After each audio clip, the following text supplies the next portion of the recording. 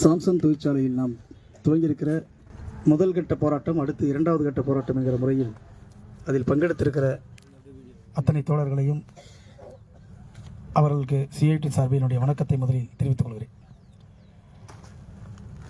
இப்போ நேற்றுக்கு ஒரு பகுதி கொஞ்சம் தூங்கிட்டு வரத்துக்கு கொஞ்சம் லேட் ஆகலாம். இந்த போராட்டத்தை நாம் எப்படி பார்க்குறோம். சாம்சங் தொழிற்சாலையில் நடந்து கொண்டிருக்கிற தொழிற்சங்கம் வைத்து அதை நிலைநிறுத்துவதற்காக நாம் நடத்துகிற இந்த போராட்டம், அது ஒரு சாம்சங் என்கிற ஒரு தொழிற்சாலைக்கான போராட்டம் அல்ல. உலக அளவில் ஒரு மிகப்பெரிய முதலாளி, உலகத்தில் எந்த நிறுவனத்திலும் நான் தொழிற்சங்கத்தை அனுமதிக்க மாட்டேன் என்று சபதம் எடுத்திருக்கிற ஒரு வெறிபிடித்த பிற்போக்குத்தனமான கொள்கையை கையில் வைத்திருக்கிற ஒரு கார்ப்பரேட், அவன் நாட்டுக்குள்ள தொழிற்சங்கம் வந்ததுங்கிறது தனி. அந்த சங்கமும் ஸ்ட்ரைக் செய்தது. அந்த சங்கமும் நிர்வாகத்துக்கு தன்னுடைய கோரிக்கைகளை முன் வச்சு போராட்டம் பண்ணுறாங்க. ஆனால் 16 ஆண்டுகளுக்கு பிறகு சாம்சங் தொழிற்சாலையில் நாம் சங்கத்தை நம்முடைய தொழிலாளர்கள் அமைத்த பிறகு இப்போ இந்த போராட்டம் இவ்வளவு பெரிய வீரியமாக வரும் என்று நீங்கள் நினைத்திருக்க மாட்டீர்கள். ஆனால் இவ்வளவு வீரியமாக அடக்குவார்கள் என்று எங்களுக்கு தெரியும். ஏனென்றால் மற்ற தொழிற்சாலைகளில் சங்கம் என்பது அவர்களை பொறுத்தவரையிலும் போராடுவதும் காம்ப்ரமைஸ் ஆகிறதும் ஒரு கட்டத்தில் பின்வாங்கிறதும் அதுக்கப்புறம் நார்மல்சி ஆகிடும். சாம்சங்கில் இதில் ஸ்ட்ராங் பண்ண முடியுமா அப்படின்னா ஸ்ட்ராங் பண்ணிடக்கூடாதுன்னு நிர்வாகம் நினைக்கிறாங்க. அதுக்காக எடுத்த முதல் கட்ட முயற்சி தான் நம்முடைய சங்கத்தை முதல் கட்டத்திலேயே அவர்கள் அழிப்பதற்கு எடுத்த முயற்சி. நாம் நடத்திய முதல் போராட்டம் என்பது நம்மை தற்காத்துக் கொள்வதற்காக நாம் ஆலை விட்டு வெளியே வந்தோம். உள்ள ஒரு வயலன்ஸ் வந்துடக்கூடாதுங்கிறதுக்காக தான். அந்த போராட்டத்தை எப்படி அணுகணுங்கிறத நமக்கு எல்லாருக்கும் தெரியும். உலகம் முழுவதும் அந்த போராட்டத்தை பார்த்தது. கடைசி 30 நாள் வரையிலும் ஒரு விதமான நிதானமாக போகும் படம். 31வது நாள் பார்த்தீங்கன்னு சொன்னால் கிளைமேக்ஸ் ஆரம்பிக்கும். அந்த 7 நாள் தான் இந்த போராட்டத்தினுடைய உச்சம். ஃபைனல் என்ன அப்படின்னா, ஃபைனலாக ஜெயிச்சது சாம்சங் தொழிற்சங்கம், தோத்து போனது அரசும் சாம்சங் நிர்வாகம் தான். இது ஃபர்ஸ்ட் ஸ்டேஜ். அவங்க நினைக்கல இந்த மாதிரி ஒரு முடிவுக்கு வரும்ட்டு. அப்போவே அவங்க எல்லா விதமான ஆயுதங்களையும் கையெழுத்தாங்க. செகண்ட் ஸ்டேஜ், சட்ட ரீதியாக நம்முடைய போராட்டத்தை தடுக்க முயற்சித்தார்கள். சங்கத்தை பதிவு செய்து ஒரு தொழிற்சாலைக்குள்ள லீகலாக இருக்கக்கூடிய ஒரு சங்கம் என்கிற முறையில்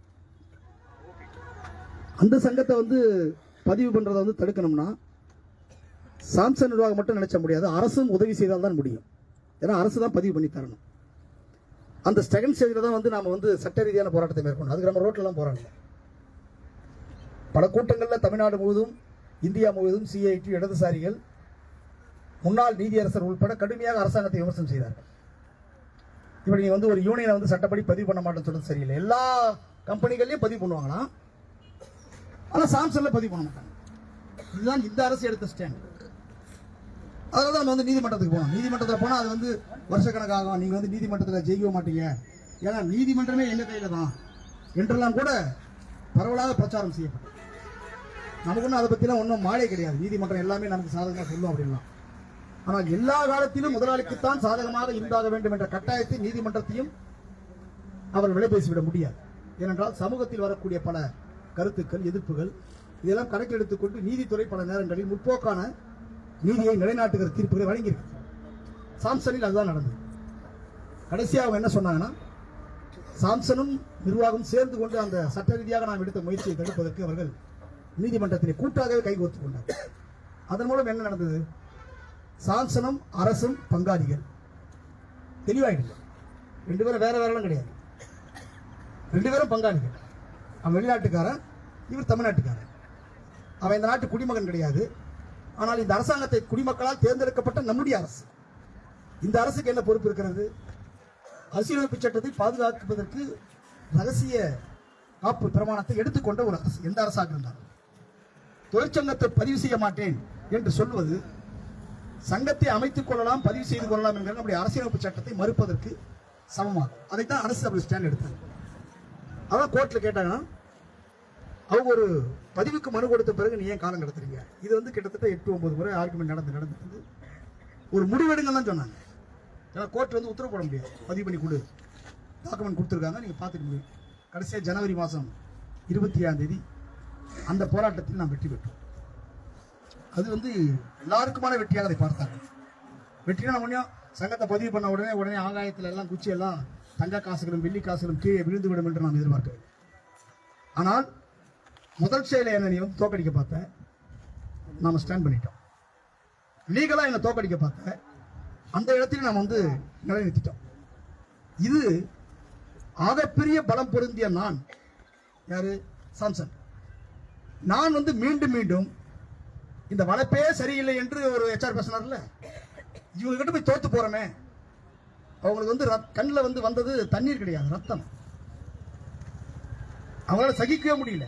பதிவு வந்த நாள்ல இருந்து இதுக்கு மேலே இவங்களை விடக்கூடாது என்று அவர்கள் எடுத்து அடுத்த கட்ட முயற்சி தான். அதெல்லாம் உங்களுக்கு தெரியும், கையெழுத்து வாங்குறது. நான் அதை திரும்ப நான் வந்து சொல்ல விரும்பல. அப்போ வந்து நாமளும் திரும்ப புகார்களை கொடுத்துக்கிட்டே இருக்கிறோம். இப்போ இன்னைக்கு வந்து முக்கியமான நாள் 21.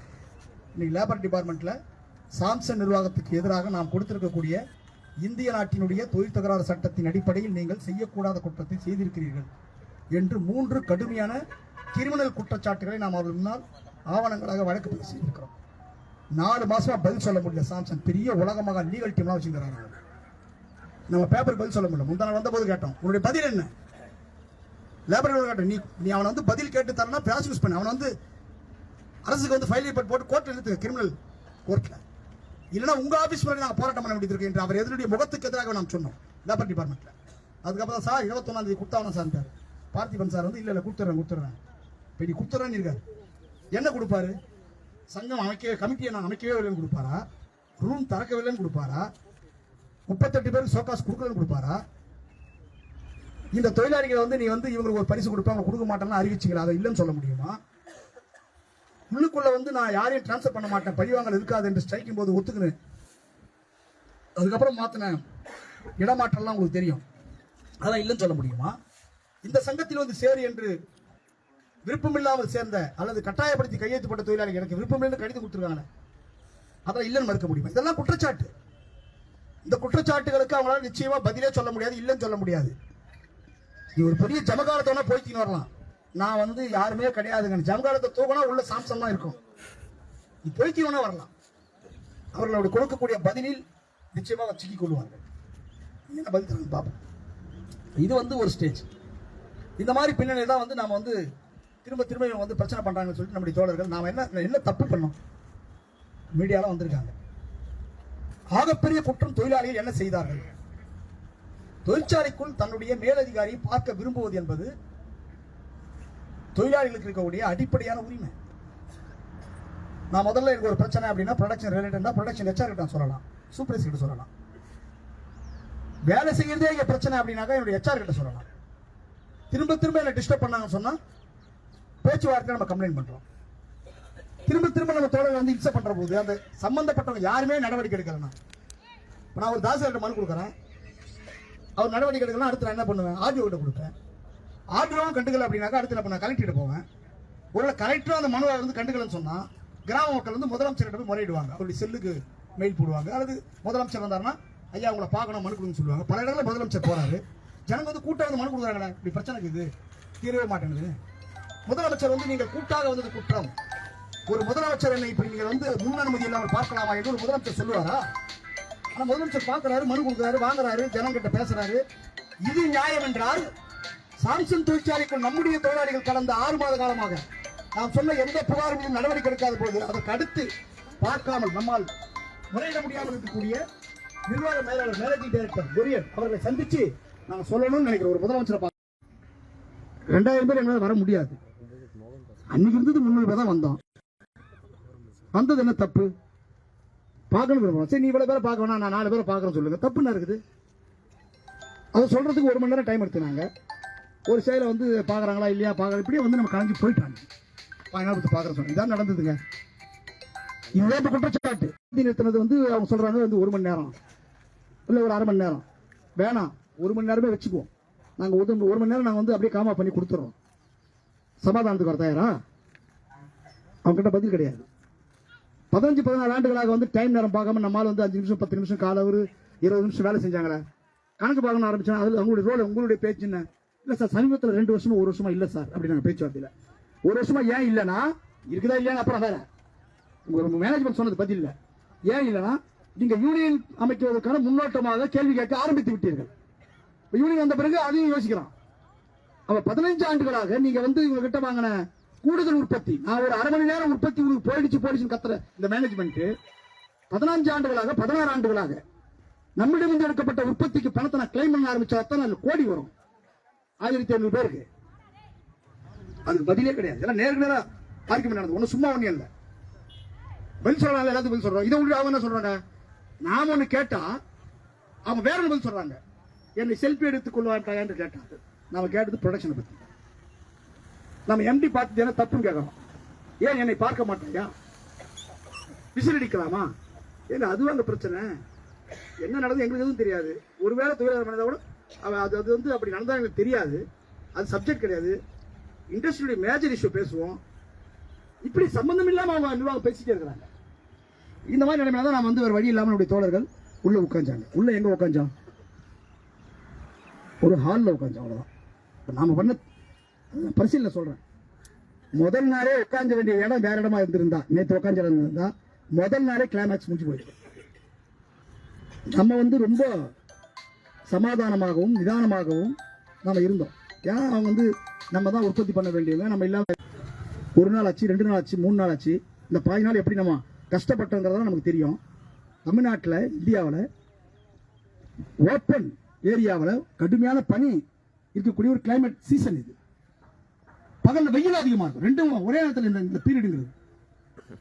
இதுல வந்து சாம்சங் தொழிலாளிகள் வந்து எந்த விதமான தற்காப்பும் இல்லாமல் ஒரு மிகுந்த கட்டுக்கோப்புக்கு உள்ளே இருந்தார் என்று சொன்னால், இதை விட ஒரு கட்டுக்கோப்புக்கு வேற என்ன சாட்சி வேண்டும்? ஒரு சின்ன அசம்பாதம் உண்டா? 15 நாட்களாக 16 நாட்களாக ஒன்றும் கிடையாது. பேச்சுவார்த்தை வந்து முடிச்சிருக்கலாம்ல. மாறா என்ன சொல்றாங்க, நான் 3 பேர் சஸ்பென்ஷன், 3 பேர் சஸ்பென்ஷன். எதுக்காக 3 பேர் சஸ்பென்ஷன்? இல்லை நான் 15 பேர் வச்சுருக்கிறேன், அவங்க சஸ்பென்ஷன். அடுத்த நாள் 18 பேர் என் கையில் இருக்கிறாங்க, அவ்வளோ நடவடிக்கை எடுப்போம். இப்படி நீங்க வந்து பேசுனீங்கன்னா எப்படிங்கன்னு கேட்கறோம். இது எப்படி சமாதானத்துக்கு வரும்? எதுக்காக சஸ்பென்ஷன்? என்ன காரணம்? என்ன தப்பு பண்ணாங்க? நாங்க பார்க்க வந்து தப்புன்னு உங்க பார்வையில் சொன்னா எங்களை பொறுத்தவரை பார்க்க வந்து தப்பு கிடையாது. சரி, ஒருவேளை பார்த்தது தப்பு நீங்க நினைக்கிறீன்னு வச்சுங்களேன், எங்க குற்றச்சாட்டு கூட நீ எந்த அடிப்படையில், எந்த நிலையான விதி அடிப்படையில் பார்க்கறத வந்து குற்றம் சொல்றேன். நான் ஏன் பார்க்க வேண்டிய கட்டாயம் வந்தது? நாங்க பதில் சொல்றோம், விசாரணை அட்டன் பண்றோம், ஃபைனலா என்னன்னு முடிவு எடுப்போம். எடுத்த உடனே நீங்க வந்து சஸ்பெண்ட் பண்ணாத, சஸ்பெண்ட் பண்ணக்கூடாதா? பெண்டிங் என்கொயரி வச்சு நான் சஸ்பெண்ட் பண்ணக்கூடாதா என்று அவருடைய ஆர்குமெண்ட் வச்சாரு. பண்ணக்கூடாது. சஸ்பென்ஷன் பொதுவான வார்த்தையாக இருந்தாலும் சஸ்பென்ஷன் வெவ்வேறு காரணங்களுக்காக வெவ்வேறு சூழலில் எடுக்கப்படக்கூடிய ஒரு நடவடிக்கை. நீங்க வந்து பர்சனலா ஒருத்தர் வந்து ஒரு பொருளை திருடிட்டாரு ஃபேக்டரிக்குள்ள, அது வந்து பேப்பரா இருக்கலாம், பொருளா இருக்கலாம், அல்லது வந்து ஒருத்தரை வந்து அடிச்சிடுறாரு அப்படின்னா ஒரு இண்டிவிஜுவல் ஆக்டிவிட்டி. அந்த நேரத்தில் வந்து அவர் அத்துமீறிட்டார் சொல்றதுக்கோசம் உடனடியாக அவர் வந்து சோகாசு கொடுத்து சஸ்பெண்ட் பண்ணிடுவாங்க. ஏன்னா அவர் ஒரு 5 நாள் உள்ள திறந்து இருந்தாருன்னா சாட்சியங்களை அழிச்சிடுவாரு. இதுக்காக சஸ்பெண்ட் பண்றது. நீங்க கூட தெரிஞ்சுங்க, தற்காலிக பணியிடை நீக்கம் என்பது அந்த குறிப்பிட்ட வழக்கில் ஏதாகினும் ஆவணங்களை அழித்து விடுவார் என்கிற காரணத்திற்காக. ஒரு 5 நாள் ஆக முடிஞ்சு போச்சுன்னு சொன்னா அதுக்கப்புறம் உள்ள எடுத்துக்கின்னு ஆட்டோமேட்டிக்கா வேலை நடக்கணும். எங்க நடக்கும்?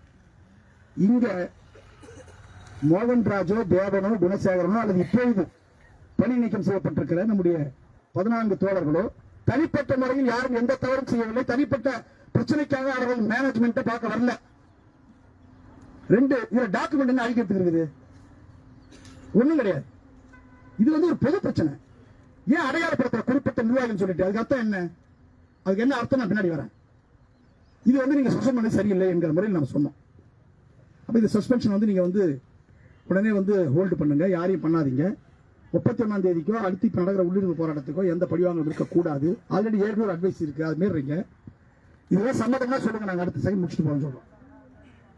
இதுவரையிலும் எந்த முடிவுக்கும் அவர்கள் வரவில்லை. மாறா இன்னொரு பக்கம் என்ன பண்றாங்கன்னா 1600க்கும் மேற்பட்டவர்களை கான்ட்ராக்ட் லேபர், தினக்கூலி, ஹவுஸ் கீப்பிங் பல்வேறு பேர்களில் வந்து லைசன்ஸ் வாங்கி எடுத்து வச்சுக்கிறாங்க. இன்னும் ஒரு 1200-300 பேருக்கு மேல, 3000 பேருக்கு மேல. எங்களுக்கே இது அதிர்ச்சியா இருக்கு. அவ்வளவு பேர் உள்ள இருக்கிறாங்க. ஒரு 5 நாளைக்கு முன்னாடி நம்முடைய சப்ளையர் கம்பெனி, நம்ம யூனியன் இருக்கு, அந்த வேலை செய்யக்கூடிய ஸ்கில் லேபர் எல்லாரும் வண்டியில கொண்டு வந்து உள்ள டவுன் பண்றாங்க, எல்லாத்தையும் ரகசியமா ப்ரொடக்ஷன் ஈடுபடுத்துறாங்க. இது சம்பந்தமாக நான் வந்து 2 புகார்கள் ஆதாரத்தோடு கொடுத்தோம். யார்? இந்த தொழிலக பாதுகாப்பு துறை உயர் அதிகாரிக்கு சென்னையில் நேரடியாக போராட்டத்தை அறிவிச்சோம்.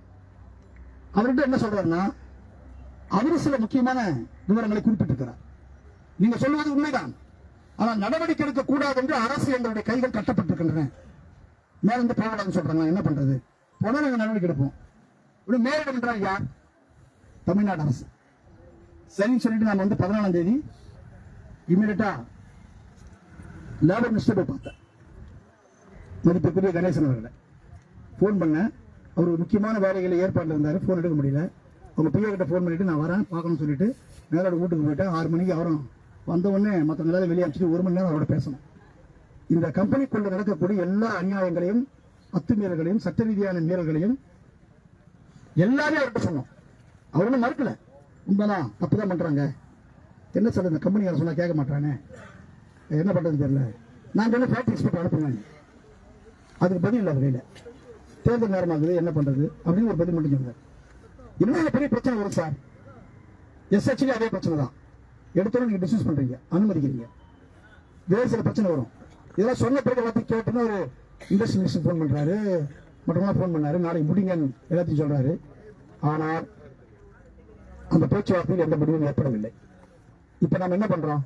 அமைச்சர்கிட்ட சொன்னோம், ரிட்டனா புகார் கொடுத்தோம். கொஞ்சம் விவாதத்தோடு ரிட்டனா புகார் கொடுத்தோம். இந்த புகார் நடவடிக்கை இல்லை, எல்லார்கிட்டையும் நம்ம சொல்லியாச்சு. கடைசியா நம்ம தொழில் என்ன பண்ணாங்கன்னா, நேற்றைய தினம் வேறு வழி இல்லை, அரசு எடுக்க மறுத்த நடவடிக்கையை, தொழிற்சாலைத்துறை எடுக்க மறுத்த நடவடிக்கையை, சட்டத்துக்கு விரோதமான நடவடிக்கையை தடுக்க வேண்டியெல்லாம் தவறிய போது சாட்சியருக்கு உள்ளே இருந்த நம்முடைய தோழர்கள் ஆலைக்கு உள்ளே சென்று சட்டவிரோத கும்பலை வெளியேற்றினார்கள். அதிகாரம் பெற்றவர்கள் ஆலைக்கு உள்ளே உட்கார்ந்தார்கள். இதுதான் சாம்சனுடைய சரித்திரம். இது எப்படி நீங்க மறுக்க முடியும்? நான் என்ன தப்பு பண்ணா? நான் மிஷின் அடிச்சோமா? அமைதியா உட்காந்துருந்தோம். வெளியால் தேவையில்லை, எங்களாச்சு நாங்களாச்சு. நிர்வாகம் வரைக்கும் பேசுறோம். நம்ம தோழர் உண்மையிலேயே அவ்வளவு பெரிய நெருக்கடிகள். அவங்க ரெஸ்ட் ரூம் மூடுறாங்க, காலையில சாப்பிடல, மதியம் சாப்பிடல, இஷ்டத்துக்கும் போலீஸை கொண்டு வந்து குளிச்சாங்க. நம்ம நாட்டில் என்ன தெரியுமா, சட்டம் ஒண்ணு இருக்கும், நடக்கிறது வேற இருக்கும். இண்டஸ்ட்ரிக்குள்ள நானும் அப்புறம் அடிச்சுக்கினா போலீஸ் வந்து கைது பண்ணலாம். வெளியே போட்டு சொல்ற உரிமை எனக்கு உண்டு. ஏன்? நான் தான் அப்பாயின்மெண்ட் பண்ணிருக்கிறேன், நான் தான் கன்ஃபார்ம் ஒர்க்கர். நேற்றுக்கு வந்தா நாளைக்கு போறோம் அவன் கிடையாது. அவனுக்கு இந்த மிஷினுக்கு எந்த உறவும் கிடையாது. அவன் உள்ள வந்து நான் இருக்கிற இடத்துல இருப்பானா 15 நாளா? அவளை கேட்டுக்க மாட்டாங்களா? இவங்க யாரும் நடவடிக்கை எடுக்க மாட்டாங்களா? நீ போப்பான்னு சொன்னா நானும் குற்றவாளியா? போலீஸ் வந்து உள்ள வந்து ஏகப்பட்ட கைது செய்வேன். இதை பாருங்க, கைதுக்கு பத்திலாம் ஜெயில பத்திலாம் சிஐடி ஒருபோதும் அஞ்சியதில்லை, தொழிலாளர்களுக்கு ஒருபோதும் அஞ்சியது கிடையாது. அதை பத்தி ஒரு கவலையும் கிடையாது. ஃபேஸ் பண்ணியிருப்போம், எங்களுக்கு தெரியும். கைது பண்ணி தான் என்ன ஆயிருக்கும்? கைது நாங்க தவிர்த்து ஏன் தெரியுமா? பயம் தரல. ஒருவேளை நீங்கள் அத்துமீறி மாலை நேரத்தில் கைது செய்திருந்தால் தொழிலாளிகள் ஒருவரை ஒருவர் கட்டிப்பிடித்துக் கொண்டு ஒற்றுமையாக இருந்திருப்பார்கள். மிகப்பெரிய சேதாரத்தை நீங்கள் எதிர்கொண்டிருக்கும். அதை நாங்கள் விரும்பவில்லை. அதனால்தான் மிகுந்த அமைதியாக, எங்களுக்கு எங்கள் உரிமையை முக்கியம், சட்டமும் முக்கியம், அமைதியும் முக்கியம். அதனால நீங்க வந்து அடுத்த பண்றீங்க, ஒரு மோசமான நடவடிக்கை போறீங்க. போலீஸ் எதுக்கு தரையணும்? இதுல போலீஸ் வச்சு மிரட்டுறீங்க. நான் தப்பு பண்ணா போலீஸ் வரும்னா, சாங்ஷன் பண்ணிக்கிற தப்புக்கு இதுவரை போலீஸோ, அரசோ, தொழிற்சாலை துறையோ, லேபர் டிபார்ட்மெண்டோ என்ன நடவடிக்கை எடுத்தது? ஒரு நடவடிக்கையும் கிடையாது. எல்லா ஃபேக்டரியிலும் நடந்துட்டு இருக்குது. இந்த அராஜகத்தின் மீது நடவடிக்கை இல்லை. அதனால தான் என்ன சொல்றான், சங்கம் வைக்கிறவருடைய உரிமை எப்படி மறுக்கப்படுது என்று சொன்னால், சங்கமே சேர முடியாதன வைத்து, உரிமை கேட்க முடியாதன வைத்து, தற்காலிக தொழிலாளிகளை வைத்து, நிரந்தர தொழிலாளிகளை அவர்கள் முடமாக்குகிறார்கள். நீ சங்கம் வச்சுட்டா கொடுத்துருவனா? இடையில இன்னொரு பக்கம் என்ன பண்றாங்க, ஒரு கம்பெனி பஸ்ல ராணிப்பேட்டில் ஓட்டர் எடுத்து கூட்டம் போடுறீங்க, அவங்க பிரியாணி போடுறீங்க, அவங்க கூட ஒரு மனுவை கையெழுத்து வாங்குறீங்க. மேனேஜ்மெண்ட் பண்ற வேலை அதெல்லாம் ரொம்ப யோக்கியமான மேனேஜ்மெண்டா? நீ செய்யறது ஃபுல்லா வரலாறே வந்து இல்லீகல் தான் உலக அளவிலேயே. நீங்க ஆப்பிளுடைய சில தொழில்நுட்பத்தை திருடிய வழக்கெல்லாம் நீங்க ஆன்லைன்ல பார்த்தா தெரியும். ஒரு நிறுவனம் என்ற தப்பா அது? நான் அதுக்குள்ள போக விரும்பல. இங்க எல்லா இடத்துலயும் வந்து அன்ஃபேரா நடந்து கொண்டது முழுதுமே சாம்சங் நிர்வாகம் தான். இந்த பின்னணியில் தான் நான் வந்து நேற்றுக்கு வந்து பேச்சுவார்த்தைக்கு வரட்டும் நம்ம இறங்கி போற சொன்னோம். லேபர் டிபார்ட்மெண்ட் என்ன சொல்றாங்க, அவங்க இறங்கி வந்துட்டோம், நாங்க வந்து அடுத்த வினாடியே அந்த போட்டோ பார்த்துட்டு பேச்சுவார்த்தைக்கு நாங்க கூட்டுறோம், மேனேஜ் வந்துருவாங்க, அவங்க வரன்றாங்க. அவங்க பேச்சு நம்ம வந்து மாவட்ட காவல்துறை தலைமை அலுவலகத்தை பேசுறோம். உயரதிகாரம் சொல்றாங்க, சார் அவங்க நல்லா வந்து சொல்லுங்க சார், நல்லபடியா முடிச்சுக்கலாம், நான் பேச்சுவார்த்தை கொண்டு வரது என் பொறுப்பு சார், காவல்துறை பொறுப்பேற்றுக்கிறாங்க. யார் நான் சொல்றது கான்ஸ்டபிள் லெவல்ல இல்ல, மாவட்ட காவல்துறை. நாங்க வந்து பிரச்சனை தீர்த்து வேணும் அவங்களை கேட்கல, என்ன கைது பண்ண வரல, பிரச்சனை ஆகக்கூடாதுங்கிறதா உங்களுக்கு நோக்கம் எனக்கு நோக்கம். அப்படின்னா சமாதானம் அடுத்து நீ வந்து பேச்சுவார்த்தை ஏற்பாடு பண்ணணும்ல, கைது பண்ண வராது, சண்டைக்கு வர சண்டை போடக்கூடாதுன்னு சொல்றது வந்து பஞ்சாயத்து பண்ணணும்ல, ரெண்டு பேரும் பேசிட்டுக்கணும். பேசுறதுக்கு நாங்க போய் உட்காந்துக்கிறோம், போலீஸ் வந்து வராங்க வராங்க வராங்க, லேபர் வராங்க வராங்க வராங்க, எத்தனை மணி வரலாம், ஆதே காலம் வரல, கடைசியா யாரும் வந்து பதில் சொல்ல தேவையில்லை. ஒரு மெயில் வருது, நாங்கள் இன்று வர முடியாது, 24ஆம் தேதி வருகிறோம். இவ்வளவு பெரிய துரோகத்தை செய்வது எல்லா கட்டத்திலும் காவல்துறை சொன்னதை காப்பாற்றவில்லை, அரசு சொன்னதை காப்பாற்றவில்லை, தொழிலாளர்துறை சொன்னபடி நடந்து கொள்ளவில்லை. ஆனால் சொன்னபடி சிஐடி நடந்து கொண்டிருந்தது, சாம்சங் தொழிலாளர் நடந்து கொண்டார்கள். பிரச்சனை 3, 4, 5, 10, 15 என்பதல்ல, யார் ஒருவர் மீது கை வைத்தார் அவர் சங்கத்தின் மீது வைக்கக்கூடிய தாக்குதல், அதெல்லாம் சிஐடி விடமாட்டோம் என்று நாங்கள் போராட்ட களத்தில் இறங்கியிருக்கிறோம். இது வந்து இண்டிவிஜுவல் பர்சனுடைய விவகாரம் கிடையாது, தனிநபர் விஷயம் இல்ல. தலையை வெட்டிட்டோம்னாக்கா அதுக்கு பேர் முண்டம், தலைவர்களை வெளியே அமைச்சிட்டோம்னாக்கா தொழிலாளிகள் மீண்டும் அடிமையாக்கப்படுவார்கள். சொன்ன இடத்துல கையெழுத்து போடணும், சொல்ற கொடுக்குற உற்பத்தி கொடுத்தாகணும், அவருடைய கட்டுப்பாட்டுக்குள்ள கொண்டு வந்தாகணும். இவங்களாம் எவ்வளவு மோசமான ஒரு அதிகாரின்றதை நாங்கள் அங்கதான் பார்த்தோம். கடந்த இதுக்கு முன் சைடு நாங்கள் பார்க்கல. என்ன ஒரு ஒரு அதாவது எப்படி சொல்றது, ஒரு பெரிய அதிகார திமிர் உள்ள. நீங்க எப்படி இருந்தீங்கன்னு எனக்கு தெரியல. சிரிச்சு பேசுறாரு கூட உள்ள, அங்க வந்து வேற மாதிரி பேசுறாரு. இந்த வந்த 4 பேர்ல வராது, பார்த்தா பாவமா இருக்கிறாரு, பதுசு முயல் மாதிரி இருக்கிறாரு, நல்லா அழகா வெள்ளையா. ஆனா உள்ள நேற்று நடந்த முறையை பார்த்தா நம்ம சுபாஷ் கிட்ட நினைக்கிறேன், மழை நீங்க போய் ஹாஸ்பிட்டல பார்க்க போனா கைது கொடுத்தார, போடா வெளியே போடா வெளியே. அங்க பார்த்தா ரொம்ப பலூமாக இவங்க நிஜ முகமே வேறங்க. சரி, அது பரவாயில்ல, எந்த முகனா இருக்கட்டும், அவங்களுக்கு ஒரு 2 முகம் இருக்கணும், நமக்கு ஒரு 4 முகம் இருக்குது. எனவேதான் நாம் இந்த பிரச்சனையை நிதானமாக கையாண்டு கொண்டிருக்கிறோம். இப்ப நீ வந்து தொட்டுட்ட, சோஷியல் மீடியா ஃபேக்டரியில் அமைதி வந்துருமா? நாங்க ஸ்டாண்ட் பண்ணுவோம். நேற்றைய போராட்டத்தின் நடவடிக்கை இன்று சாம்சங் கதறி இருக்கிறது. பத்திரிகை துறையில், ஊடகத்தில் எங்களால் நிம்மதியாக தொழிற்சாலையில் தொழிலாளிகளோடு பிரச்சனை அணுக முடியவில்லை, அரசே தலையீடு. இப்ப போறல எல்லா பத்திரிகையான செய்தி எல்லாம் பெரிய பெரிய செய்தி போட்டு வச்சுக்கிறாங்க. அரசு வரட்டும், அமைச்சர் வரட்டும், நான் பேசணும் கேட்க போறோம்ல. நாங்க தப்பு பண்ணோமா? நாங்க என்ன பண்ணோம்? மீண்டும் மீண்டும் செஷன் பண்ணணும். என்ன அர்த்தம்? சண்டைக்கு வாங்க கூப்பிடுற, சண்டை வந்து அப்படி தீரும். எனவே இந்த பிரச்சனையை ஆரம்பித்து வைத்தது சாம்சங், முடிக்க வேண்டியதும் சாம்சங் தான். முடிக்கவில்லை என்றால் சிஐடியு தன்னுடைய வலுவான பலத்தை பிரயோகப்படுத்த துவங்கும். நாங்கள் சும்மா இருக்க மாட்டோம். அது இன்னிலிருந்து தோணுது. இன்னிலிருந்து போராட்டத்தில் நாங்கள் நடத்த ஆரம்பிச்சிட்டோம். இன்று மாலை வரகடத்தில் அங்க இருக்கக்கூடிய பிரதான முக்கியமான தொழிற்சாலைகள், அங்க இருக்கக்கூடிய அப்போலோ, யூனிபிராஸ், கிளியர்ஸ், பிஸ்கட் கம்பெனி, மற்ற பல்வேறு வல்லமடகா ஷிப்ல இருக்கிறவங்க எல்லாருமே வரகடத்தில் நாம போவோம். அங்க சில அறிவிப்புகள் நாங்கள் செய்ய இருக்கிறோம். அதே மாதிரி எல்லா ஃபேக்டரிகளையும் இன்று மாலை 4 மணிக்கு தொழிலாளிகள் வெளியே வந்து மிகப்பெரிய போராட்டத்தில் ஈடுபடுவார்கள். அந்த போராட்டம் ஏதோ கத்திட்டு போயிடுவாங்கன்னு அவங்க நினைச்சாங்கன்னா ரொம்ப தப்பு. நாளைய மறுநாள் நம்முடைய சிஐடியுடைய அனைத்து இண்டஸ்ட்ரி மற்றும் அனைத்து தொழிற்சங்கத்துடைய கூட்டத்தை நாங்கள் கூட்ட போறோம். அது சில முடிவுகள் எடுப்போம். சாம்சங் எங்கள் தொழிலாளர்கள் மீது தொடுக்கப்பட்டிருக்கிற பழிவாங்களை திரும்ப பெறுகிற வரையிலும், ஒரு சமரசத்துக்கு வருகிற வரையிலும் எங்கள் போராட்டத்தின் உக்கிரமாக இருக்கும். அது மாநில அளவிலும் இந்த போராட்டத்தை முன்னெடுக்க சிஐடி தமிழ்நாடு குழு முடிவெடுத்திருக்கிறது. அமைதியாக 16 நாட்களாக இந்த தொழிலாளிகளை கடந்த 6 மாத காலமாக தூக்கத்தை கெடுத்த சாம்சங் நிர்வாகத்தை நிம்மதியாக தூங்கிவிடலாம் என்று நினைத்தால் உங்கள் தூக்கமும் களையப்படும். நீங்க நிம்மதியாக தூங்க முடியாது. கோர்ட்டையும் பார்ப்போம், ரோட்டையும் பார்ப்போம், சட்டத்திலையும் பார்ப்போம், போராட்டத்திலையும் பார்ப்போம். சொல்ல நான் சொல்லிட்டோம். நான் ரோட்ல போற சங்கம் கிடையாது. ஐயலோட புகார் பண்ணியிருக்கிறோம். 2 சங்கம் இங்க, ஒண்ணுதான் ஒரு சங்கம் தான் இங்க. ரிஜிஸ்டர் சங்கம் ஒரே சங்கம் சிஐடி மட்டும் தான் அந்த பேட்டிக்குள்ள. இன்னொருத்தர எப்படி ஒப்பந்தம் போடுறீங்க? நீங்க எப்படி வந்து ஒப்பந்தம் போட போற அறிவிக்கிறீங்க? நீ தைரியம் இருந்தா ரகசிய வாக்கெடுப்பு நடத்து. மெஜாரிட்டி யார் என்று அவர்கள் வருவார் என்று சொன்னா அவங்க ஒப்பந்தம் போட நீ போட்டுக்க தாராளமா. நீ தைரியம் இருக்காங்க ரகசிய வாக்கெடுப்பு இருக்குங்க. தேர்தல் நடத்து. பிரதமருக்கு தேர்தல், முதலமைச்சருக்கு தேர்தல், சட்டமன்றத்துக்கு தேர்தல். யார் மெஜாரிட்டி? இந்தியாவின் டெமோக்ரசி எலெக்ஷன் தான். தொழிற்சாலைக்குள்ளேயும் எலெக்ஷன் தான் டெமோக்ரசி. இப்ப வரக்கூடிய புதிய சட்டம், ஒரு தொழிற்சாலைக்குள் பதிவு பெற்ற தொழிற்சங்கம் இருக்குமானால் ரகசிய வாக்கெடுப்பு நடத்தி அங்கீகரிக்க வேண்டும் என்று ஏப்ரல் வரப்போற சட்டம் உத்தரவிடுகிறது. தச்சுமையா நீ?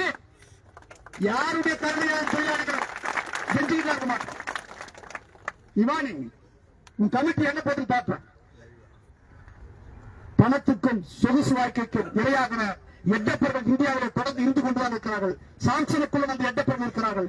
எங்களை பொறுத்தவரையிலும் வரலாற்றில் எட்டப்பன் தோற்று போவாரை தவிர வீரர்கள் தான் ஜெயிப்பார்கள். சாம்சனில் நாம் ஜெயிப்போம்.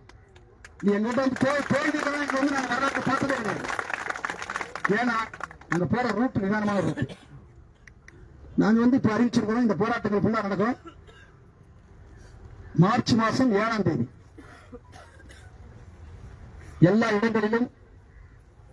நாளைய மறுநாள் ஸ்ட்ரைக் நோட்டீஸ் கொடுக்கறது முடிவு எடுத்துட்டோம். எல்லா ஃபேக்டரியும் 7ஆம் தேதி ஒரு நாள் நல்ல நாள் முகூர்த்தம் பார்த்து ஒரு நாள் எல்லா ஃபேக்டரியும் நிறுத்துறோம். முகூர்த்தம் தான் இதுல தொழிற்சங்கத்தையும் கேட்பேன். நீ ஒண்ணுத்துல கை வைக்கிற, அதான் சொன்ன. நீ கை வைத்திருப்பது அக்னி குஞ்சின் மீது. தண்ணி மேல கை வைக்கிற, நெருப்பு மேல கை வச்சா அது போய் பறக்கும். நீ கை மட்டும் வைக்கிற, தடியாவே எடுத்து அடிச்சிருக்கிற. 14 தடி எடுத்து அடிச்சிருக்கிற எங்க மேல. 14 பாதிக்கப்படவில்லை. அவங்க சொல்றாங்க, உங்க ஆளுகிட்ட நான் வந்து சஸ்பென்ஷன் கொடுத்தா சிரிச்சிக்கிட்டே வாங்குறாங்க, பரவாயில்ல ஒரு அவார்டு. அந்த அம்மா வந்து சொல்றாங்க இந்த வார்த்தையை. நான் திருட்டு சஸ்பென்ஷனே கவலைப்படணும். இந்த நாட்டில் சிறைச்சாலையில சுதந்திர போராட்டத்தை போகிற போது வெளியே வந்து வாங்குறேன். தியாகிக்கான உழைப்பு என்பது பத்திரம் என்பது வீரத்தின் பத்திரமே தவிர அது கோழையின் பத்திரம் அல்ல. எங்க தொழிலாளிகள் பணியிடை செய்து வைத்துட்டாங்க. அத்தனை பேருடைய குடும்பத்தையும் தொழிலாளிகளுடைய ஒத்துழைப்போடு சிஐடியோ எந்த சிறு வழியும் இல்லாமல் காப்பாற்றும், எல்லா வழியும் காப்பாற்றும். இப்ப நாங்க வந்து அப்பீல் விட போறோம். தமிழ்நாடு முழுவதும் சிஐடியோ இந்த போராட்டத்திற்கு இதர தொழிலாளிகளுக்கும் நிதி ஆதாரத்தை தாருங்கள். பொருளாதார ரீதியாக நாங்கள் பலமாக இந்த போராட்டத்தை எதிர்கொள்ள வேண்டிய அவசியம் இருக்கிறது. அதை வந்து கவர்மெண்ட் தலையிட்டு இந்த பிரச்சனையை முடிக்கணும். எங்களுக்கு அரசு எதிரி அல்ல, காவல்துறை எதிரி அல்ல. எங்கள் நாட்டின் சட்டத்தை முடக்க நினைக்கிற சாம்சனுடைய கொள்கைதான் எங்களுக்கு எதிரி. இதுதான் மிக முக்கியமான வார்த்தை. சாம்சனின் அதிகாரி எங்கள் எதிரி அல்ல. எங்கள் நாட்டின் சட்டத்தை மறுப்பவர்களானால், எங்கள் நாட்டினுடைய சட்டத்தின் உரிமையை மறுப்பவர்களானால் இந்த மோசமான கொள்கைதான் எங்கள் எதிரி. அதை வீழ்த்துவதற்கான போராட்டத்தை தான் நாங்கள் நடத்துகிறோம். அதான் எல்லா பேட்டையும் சப்போர்ட் பண்றாங்க. ஒரு சாம்சன் சம்பளம் வரணும், அதுக்கு எதுக்கு சப்போர்ட் பண்ணணும்? சரி, என்ன போராட்டம் வாங்கிக்க போறோம். பிரச்சனை சம்பளம் சம்பந்தப்பட்டது கிடையாது. சம்பளம் கிடைக்கும். நாங்க ஏற்கனவே சம்பளத்தை வாங்கிட்டோம். நீ முதல்ல 5000 ரூபாய் போட்டிய, எங்க போராட்டத்தின் வெற்றி தான். என் பேக்கெட்ல போறது போச்சப்பட்டு பக்கத்துக்கு போய் போட்டேன். எங்களுக்கு தெரியும் அங்க போட்டா இங்க வரும். பைப்பு அது ஒரு ஜாப்ல போட்டா அங்க மட்டும் நிற்காது. இப்படி 18,000 ரூபாய் அறிவிக்கிறேன். சாம்சன் வரலாற்றில் இதுவரையில் 2000 ரூபாய் 2000 இன்கிரிமெண்டே கொடுக்காத சாம்சனில் ஏற்கனவே 5, இப்போ 18, 23,000 ரூபாய் சம்பளத்தை பெற்றுக் கொண்டிருப்பது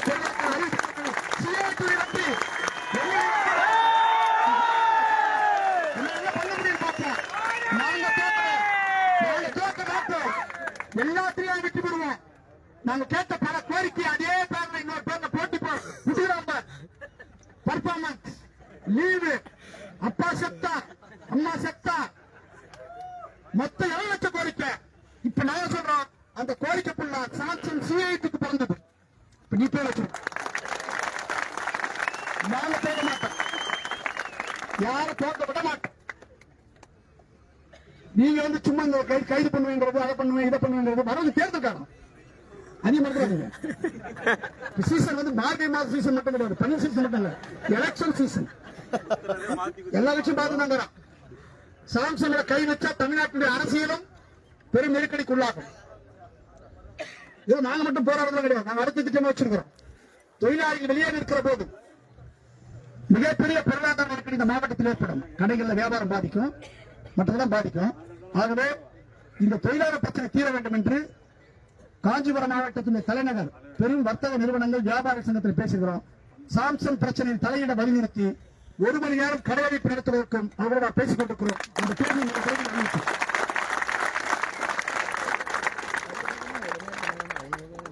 அதனால பல பத்திரிகை எழுதுறாங்க, மேனேஜ்மெண்ட் சொல்றாங்க அமைதியற்ற நிலை இருக்கிறது. நாங்க கேட்கிறோம், சட்டப்படி தொழிற்சாலை நடத்தும் சொல்றது நாங்க கேட்கற தப்பு.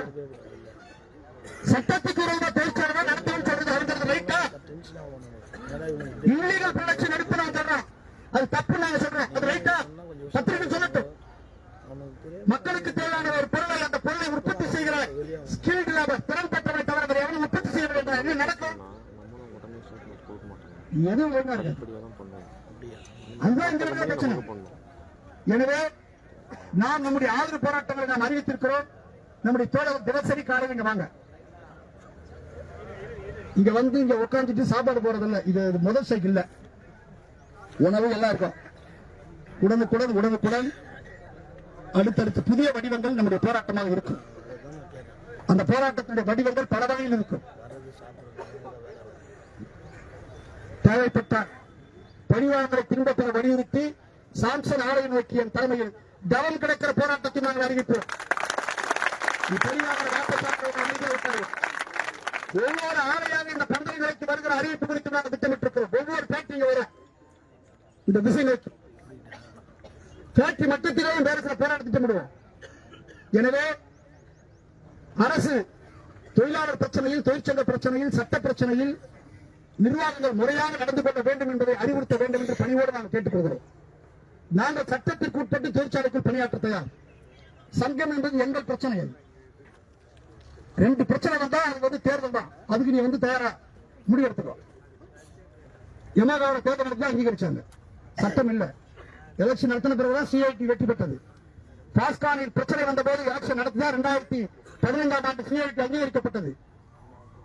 பல ஆலைகளில் அதேபோல் சமீபத்தில் உலகத்தில் இருக்கக்கூடிய நிசானுடைய சப்ளை கம்பெனி ஒரு போட்டி கும்பல் தான் பெரும்பான்மை என்று சொன்ன போது ரகசிய வாக்கெடுப்பு நடத்தும் ஒப்பந்தத்திலே போட்ட 2 மாசத்துக்கு முன்ன வர டிசம்பர் ஜனவரியில் ரகசிய வாக்கெடுப்பு தயார் சொல்லிருக்காங்க. ரகசிய வாக்கெடுப்பு தான் அதுக்கு நாங்கள் தயார் அறிவிக்கிறோம். இப்ப நாங்க ஒண்ணு சிறுபான்மை இல்லை. நீங்க சொல்ற 400 பேர் 300 பேரு, நாங்க 300 பேர் 300 பேருக்கு ஓட்டு போய் 300 தோத்து போயிடும்ல. போட்டி 300 1500 2 தான் நிச்சயமா. பொட்டி வச்சா 1500 அந்த 300 கரைஞ்சி இன்னொரு 150 இங்க வருமே தவிர 1500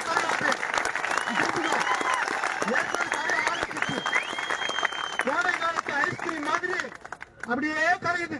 அது கோல் பிடிச்சிருக்கிறார், போவாங்க வச்சாரு, அது கரைஞ்சு போய் கையில் மீறி போகுது. என்ன காரணம்? நான் நம்மளை பார்த்து அந்த கருப்பில் இருக்கிற தொழிலாளி கூட ஒரு 2 நாளைக்கு கூட ஸ்ட்ரைக் பண்ணிட்டான். கேள்விப்பட்டீங்களா? இதுதான் நீ கமிட்டின்னு சொல்லு, போண்டான்னு சொல்லு, சங்கம் சொல்லு, ஆனால் அவன் தொழிலாளி. அவனுக்கு உரியதை தரவில்லை என்றால் யாராக இருந்தாலும் எவனாக இருந்தாலும் அந்த இடத்திலே அவன் போராடுவான். இதான் தேசோட குணம், இதான் தொழிலாளர்களுக்கு குணம் உள்ள நடந்தது. அவங்க புரியல, என்னோட வெளியே ஸ்ட்ரைக் அப்படின்னு பார்த்தா இவன் நம்மான்னு பார்த்தா இவனு உட்காரணும். இவனை இந்த மாதிரி ஒரு முடிவெடுக்கிறாங்க. அதனால இந்த மாதிரி அப்புறம் என்ன சொல்றாங்க, வெளியே ஒரு செய்தி உற்பத்தி எனக்கு நிற்கவே இல்லை, நஷ்டமே இல்லை, இப்படிதான் போன சைக்கிள் சொன்னாங்க. ஆனா கோர்ட்ல என்ன சொன்னாங்க, இந்த 38 ஸ்ட்ரைக்ல 900 கோடி 800 கோடி லாஸ். அந்த கோர்ட்டோட ஸ்டேட்மெண்ட் கொடுத்து முன்னாடி